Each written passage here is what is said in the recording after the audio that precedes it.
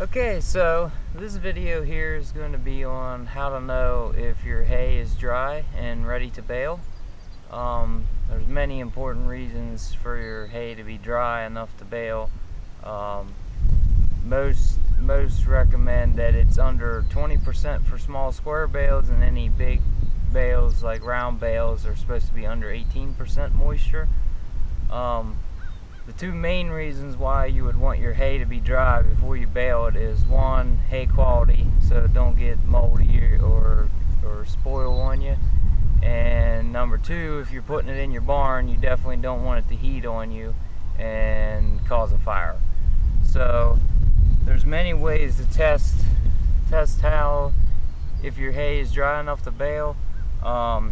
You have just old tricks and sight and feel, and then now they've came out with testers to test it. Some of the tests are like the bend test, the twist test, and then just feeling the hay to try to tell how much moisture's in it. Some people will actually bite it and test it that way, and then there's the newer methods, which is the tester to actually test what it is. There's windrow testers, and then there's actual bale testers to where you put it in the bale and test it, or like the one that I have, you test it if the hay's like laying or in a windrow before you bale it. And then there's also the newer balers have onboard moisture monitoring. So as you're baling, you can watch it. So the one test is the twist test. So you take it and you get you a little bundle of hay, and you take the hay and you twist it around. And what you're supposed to do is, once you get it twisted, you let it loose. So if the hay untwists and kind of fluffs out a little bit where you twisted it, it's at the right, it's dry to bale. So close up of the twist test, you take your bundle of hay and you twist it around, and once you let it loose, it's supposed to basically untwist and kind of fluff out here in the middle. So you can see that kind of did. So that means it's definitely close to being able to bale.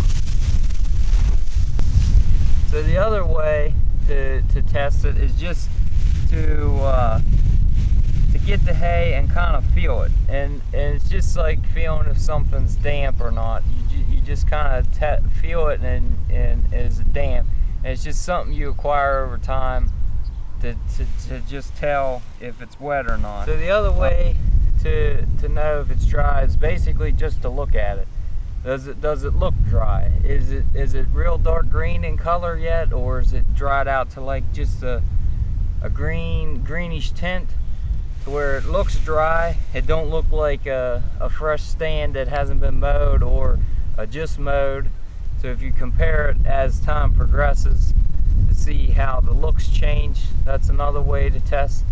And the other way is a sound, is to kind of rustle the hay and listen to how it sounds. It'll rustle louder the drier it gets. So I don't know if you can hear that or not, but it's kind of rustly. So that's the other way to do it. Then there's the bend test. So if you take a piece and you bend it, and if it doesn't bend back, then that means it's dry. A spot that's not already bent. So like in a fresh spot that wasn't crimped by the hay bind or the disc bind. So you take it and you bend it, and if it doesn't bend back, that means it's dry. And then the other way is the actual moisture meter. So mine, how it works, now all of them probably work a little bit of a different way, but mine is the windrow type. So what you do is you have a 5-gallon bucket and you jam it full of hay, and then you poke the prong down in and push the run button, and then it tells you the moisture. So I'll go ahead and show you that. So you just take the hay and put it in the bucket,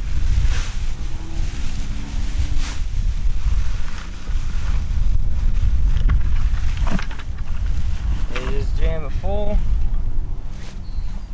Then put the meter down in, push the start button, and it spits the moisture back out. So right here, this spot shows 19.6% moisture. So this is a close-up of the moisture meter. This one here is the windrow type. This is actually a John Deere tester, so if you go to your John Deere dealer, you can get them, but there's other people who make them. If you look online, there's multiple other ones like this. You got your hay in the bucket, you put the meter down in, and you hold it down in, and then you push the run button.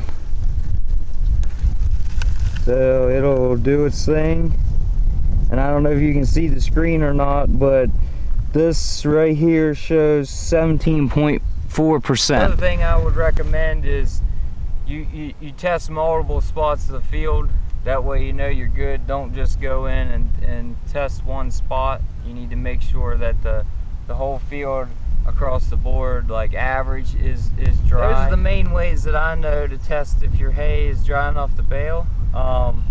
Everybody's got their own little thing that they like to do, and this probably definitely wasn't all of them. These are just some of the ones that I typically use. I go by my moisture meter probably the most, just because I feel more confident with the number that it gives me. But I also do use the other methods just to make sure that that it's good. Just as an all-around kind of approach is what I like to do. Those are the ways I know. If you do happen to know any other ones, leave some comments below and tell us how you do it. But that pretty much wraps up this video. So I think that's it, and I'll catch you next time.